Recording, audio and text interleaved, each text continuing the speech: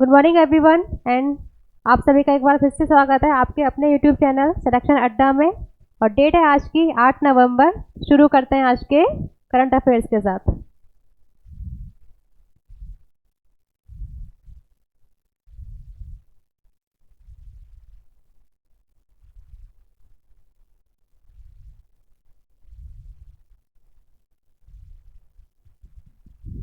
शुरुआत करते हैं अपनी पहली खबर से। Odd even scheme back in Delhi. क्या है ऑड इवन स्कीम? तो ऑड नंबर और इवन नंबर के बारे में आप सभी जानते हैं। ऑड नंबर यानी कि विषम संख्याएं, 1 3 5 7, 1 3 5 7 9। इसके अलावा दूसरी होती हैं इवन संख्याएं, इवन नंबर सम संख्या, 2 4 6 8। अभी रिसेंटली आपको कुछ दिनों पहले मैंने पढ़ाया था कि दिल्ली में जो पॉल्यूशन का लेवल है वो काफ़ी ज़्यादा ऊंचे लेवल पर आ चुका है। तो उससे बचने उस पॉल्यूशन का एक कारण दिल्ली में व्हीकल से होने वाला पॉल्यूशन भी माना जाता है। तो इस व्हीकल से होने वाले पॉल्यूशन को रोकने के लिए कुछ टाइम पहले, कुछ सालों पहले वहाँ के सीएम अरविंद केजरीवाल जी एक स्कीम लेकर के आए थे, जिसके अनुसार जो महीने की ऑड डेट होती हैं उनमें ऑड नंबर वाली गाड़ियाँ सड़कों पर चलेंगी, और जो इवन डेट्स होती हैं लाइक 2 3 4 इस तरीके से उनमें जिन गाड़ियों का प्लेट नंबर इवन नंबर में है वो चलाई जाएंगी। इससे क्या होगा? पहला तो सड़कों पर रश कम होगा, दूसरा कुछ हद तक, काफ़ी हद तक वो इससे प्रदूषण की समस्या भी टैकल कर सकते थे। हालांकि पॉल्यूशन लेवल पर इसका कोई खास इम्पैक्ट नहीं पड़ा था, लेकिन जो आप कह सकते हैं ट्रैफिक की समस्या थी वो काफ़ी हद तक इससे सॉल्व हुई थी। तो इसी स्कीम को दिल्ली में होने वाले पॉल्यूशन लेवल को देखते हुए फिर से लागू कर दिया है। किसके द्वारा? वहाँ के मुख्यमंत्री अरविंद केजरीवाल जी के द्वारा। तो Delhi CM Arvind Kejriwal has announced the return of odd even car scheme from 13 to 20 November because of severe AQI in Delhi NCR। तो आपको मैंने बताया था इस समय दिल्ली में जो प्रदूषण है उसका स्तर कितना है, लगभग 400 से ऊपर। तो इस सीवियर पॉल्यूशन को देखते हुए वहाँ के जो मुख्यमंत्री जी हैं केजरीवाल जी, उन्होंने इस स्कीम को फिर से लागू किया है। कब से कब तक? 13 से 20 नवंबर तक। और इसके बाद एक रिव्यू कमेटी बिठाई जाएगी। अगर वो लोग डिमांड करते हैं कि इस स्कीम को और आगे बढ़ाया जाए तो हो सकता है इस स्कीम को वो आगे एक्सटेंड भी कर दें। क्या होता है इसमें? विषम तारीख पर महीनों की विषम नंबर की गाड़ियाँ, विषम नंबर की जो प्लेट्स होती हैं वो गाड़ियाँ, और सम डेट्स पर यानी इवन डेट्स पर इवन नंबर प्लेट वाली गाड़ियाँ सड़कों पर चलेंगी। शुरुआत कब हुई थी इस योजना की? 2016 में शुरुआत हुई थी। इसको री इन्फोर्स किया गया था कब कब? 2017 में, 2019 में, और अब वापस 2023 में। मेन उद्देश्य मैंने आपको बताया, जो वाहनों से होने वाला प्रदूषण है उसको रोकना, और कोशिश मेन यही रहती है कि इससे प्रदूषण की समस्या को हल किया जा सके। ठीक है, नेक्स्ट खबर देखते हैं अपनी।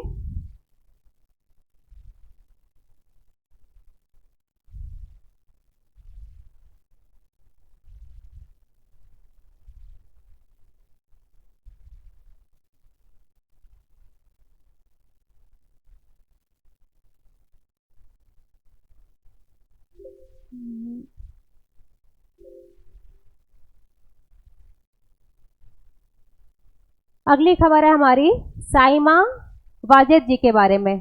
कौन है ये? तो अभी कुछ दिनों पहले हमने बांग्लादेश के बारे में पढ़ा था। इंडिया और बांग्लादेश ने मिलकर 3 परियोजनाओं का उद्घाटन किया है। किसके द्वारा? वहां की और यहाँ के पीएम के द्वारा। तो बांग्लादेश की पीएम कौन है? शेख हसीना जी। हसीना जी। तो उन्हीं की बेटी हैं कौन? साइमा वाजेद जी। चर्चा में क्यों है? क्योंकि इनको रिसेंटली वर्ल्ड हेल्थ ऑर्गेनाइजेशन के साउथ ईस्ट एशिया रीजन की जो ब्रांच है उसका रीजनल डायरेक्टर बनाया गया, यानी कि क्षेत्रीय निदेशक नियुक्त किया गया। किसका? विश्व स्वास्थ्य संगठन के जो साउथ ईस्ट एशिया रीजन वाले क्षेत्र है उसका इन्हें रीजनल डायरेक्टर बनाया गया है। किसे? साइमा वाजेद जी को। यह बांग्लादेशी प्रधानमंत्री शेख हसीना की बेटी हैं। इन्होंने किसको रिप्लेस किया है? यानी कि इनसे पहले कौन था इस पद पर? तो भारत की ही थी पूनम क्षेत्रपाल सिंह जी, उनको इन्होंने रिप्लेस किया है साइमा वाजेद जी ने।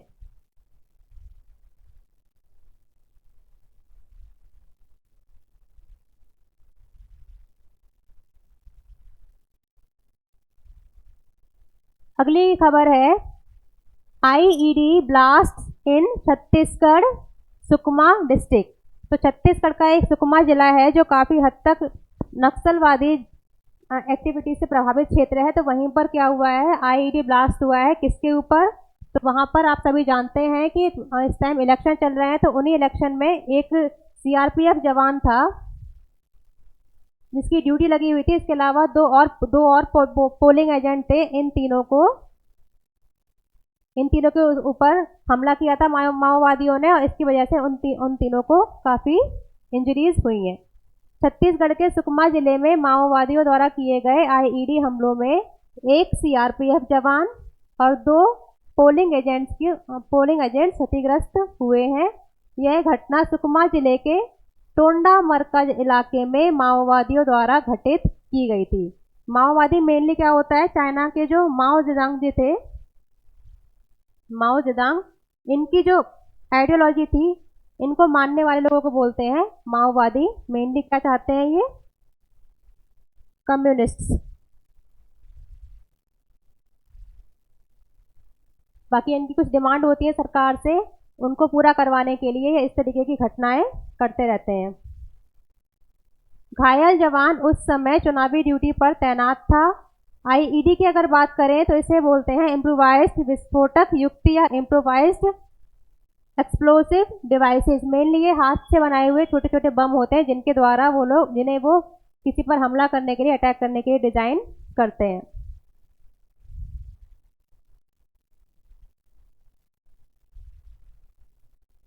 अगली खबर है हीरालाल समारिया जी के बारे में। ये खबरों में इस टाइम क्यों है? क्योंकि इन्हें भारत का मुख्य सूचना आयुक्त नियुक्त किया गया है, यानी कि चीफ इंफॉर्मेशन कमिश्नर। कौन बने हैं? हीरालाल समारिया जी। कब बनाया गया है? कल की डेट में ही, यानी कि 7 नवंबर को इनको भारत का नया मुख्य सूचना आयुक्त नियुक्त किया गया है। और यह दलित समुदाय के पहले ऐसे व्यक्ति होंगे जिन्हें इस पद पर नियुक्त किया गया है, यानी कि भारत के पहले दलित समुदाय के सीआईसी बनेंगे कौन? हीरालाल समारिया जी। किसकी जगह लेंगे ये? वह यशवर्धन कुमार सिन्हा का स्थान लेंगे या फिर उनको रिप्लेस करेंगे। अगर हीरालाल जी की बात करें तो ये 1985 बैच के आईएएस ऑफिसर हैं। कहाँ के?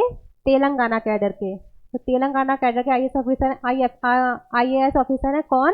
हीरालाल समारिया जी। सॉरी, यहाँ पर होगा IAS। अगर सीआईसी की बात करी जाए तो क्या है? ये सांविधिक निकाय है। मैंने आपको एक वीडियो में सांविधिक निकाय, संवैधानिक निकाय, इसके अलावा जो कार्यकारी निकाय होते हैं उनके बीच में फर्क बताया था। तो ये कैसा निकाय है? एक सांविधिक निकाय है, यानी कि ये किसी एक्ट के थ्रू बनाया गया है। कौन सा एक्ट है? राइट टू इंफॉर्मेशन एक्ट 2005, यानी सूचना का अधिकार अधिनियम 2005 के अनुसार इसको बनाया गया था। इसका गठन कब किया गया था? 12 अक्टूबर 2005 को। एक मुख्य, अगर इसको बात करें तो इसमें 10 मेंबर बॉडीज होती है। इसके अलावा इसमें प्लस एक सीआईसी यानी कि चीफ इंफॉर्मेशन कमिश्नर होता है, जिनकी नियुक्ति राष्ट्रपति के द्वारा की जाती है on the recommendation of prime minister and other ministers. तो इन्हें किसने नियुक्त किया है? मतलब क्या मतलब हो जाता है इस बात का? हीरालाल जी को किसने नियुक्त किया था? राष्ट्रपति द्रौपदी मुर्मू जी ने। कब? 7 नवंबर को। ये रहे हीरालाल समारिया जी। अगली खबर हो जाती है इल्यूजन 38 सी ड्रैगन। तो क्या है ये एक टोही यानी कि निगरानी करने वाला विमान था। किसका? भारतीय नौसेना का, जिसको अभी डीकमीशन कर दिया गया यानी कि सेवा मुक्त कर दिया गया है। हाल ही में भारतीय नौसेना ने गोवा के दावोलिन में इल्यूजन 38 सी ड्रैगन को सेवा मुक्त कर दिया है। अगर इल्यूजन 38 सी ड्रैगन की बात करी जाए तो इसको कब बनाया गया था? इसको 1977 में भारतीय नौसेना में शामिल किया गया था। लगभग 46 सालों से ये वहां अपनी सेवा दे रहा है। एक लंबी दूरी का टोही विमान है यानी कि निगरानी करने वाला, टोही करने वाला एक विमान है। ये नौसेना के INS 315 जो स्क्वाड्रन था उसका एक हिस्सा था। इसके अलावा इल्यूजन 38 क्या है? भारत का सबसे पुराना समुद्री निगरानी विमान भी था। इसको रिप्लेस कौन कर रहा है? तो अमेरिकी कंपनी है बोइंग, इसके बारे में आप सभी जानते होंगे। उसके द्वारा बनाए गए कुछ P8I तो ही विमान है, उनके द्वारा इसको धीमे धीमे ग्रेजुअली रिप्लेस किया जा रहा है।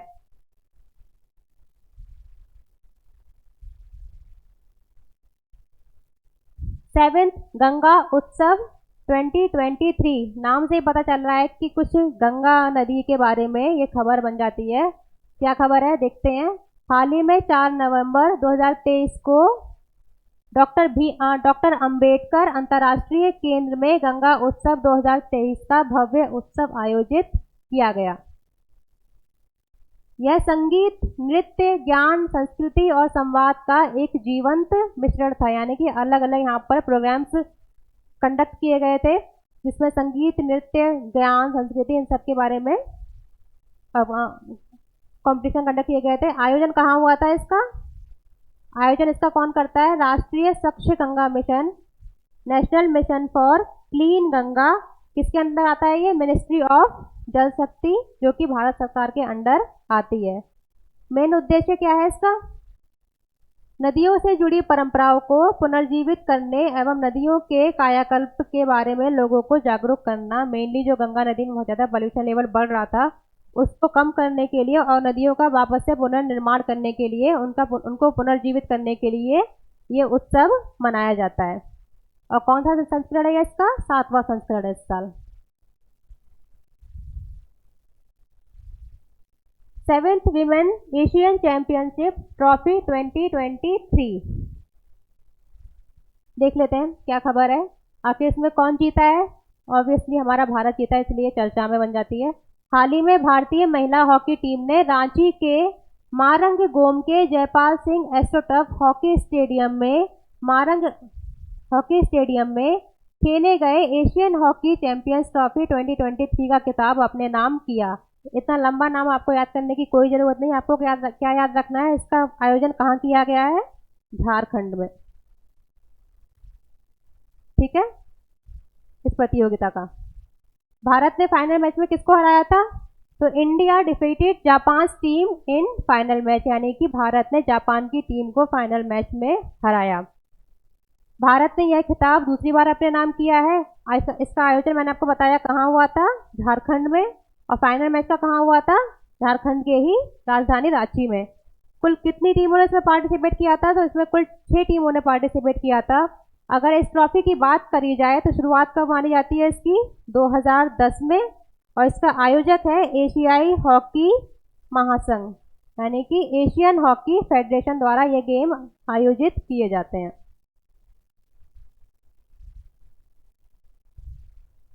अगली खबर है 5th state food security index 2022-2023। तो जो भारत के अलग अलग राज्य हैं उनमें फूड सिक्योरिटी की क्या कंडीशन है उसके बारे में अवेयर करवाने के लिए और राज्यों के बीच आपस में कंपटीशन की भावना को बढ़ावा देने के लिए इस मामले में ताकि वो लोग फूड सिक्योरिटी के मामले में अच्छा काम कर सके, खाद्य सुरक्षा के मामले में अच्छा काम कर सके, इसके लिए उनके बीच प्रतियोगिता की भावना बढ़ाने के लिए ये इंडेक्स जारी की जाती है। तो इस साल इस इंडेक्स में किसने टॉप किया है? स्टेट ऑफ केरला ने। केरला ने 5वीं राज्य खाद्य सुरक्षा सूचकांक 2022-23 में पहला स्थान प्राप्त किया है। 5वीं राज्य मतलब ये इंडेक्स 5वीं बार निकाली गई है, यानी इससे पहले 4 बार और ये इंडेक्स निकाली जा चुकी है। किसके द्वारा निकाली जाती है? तो एक संस्था है भारतीय खाद्य सुरक्षा और मानक प्राधिकरण। इतना लंबा नाम आपको याद नहीं आएगा, लेकिन हाँ आप सभी ने FSSAI के बारे में जरूर सुन रखा होगा। तो उसके द्वारा ये इंडेक्स निकाली जाती है। Food safety and standards authority of India, FSSAI। यहाँ ने लिखा है, आप लोग इसको शॉर्ट में लिख सकते हैं, FSSAI।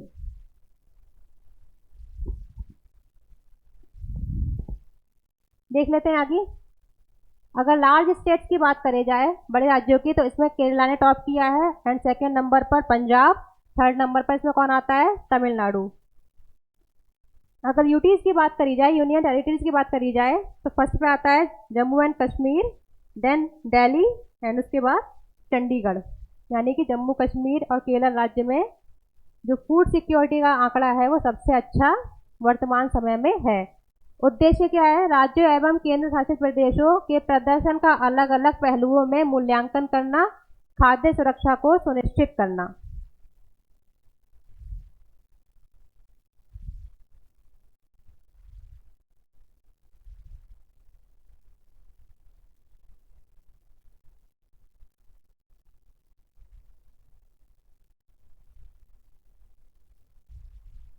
तो ये है आज का करंट अफेयर्स। उम्मीद है आप सभी को ये वीडियो पसंद आया होगा। अगर पसंद आता है तो आप कमेंट सेक्शन में ज़रूर बताएं। अगर पसंद नहीं भी आता है तब भी आप कमेंट सेक्शन में ज़रूर बताएं। बाकी कल फिर मिलते हैं इसी वक्त पर।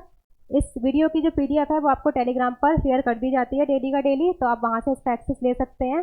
कल फिर मिलते हैं मॉर्निंग में। तब तक के लिए गुड बाय। पढ़ते रहिए, बढ़ते रहिए। Thank you so much.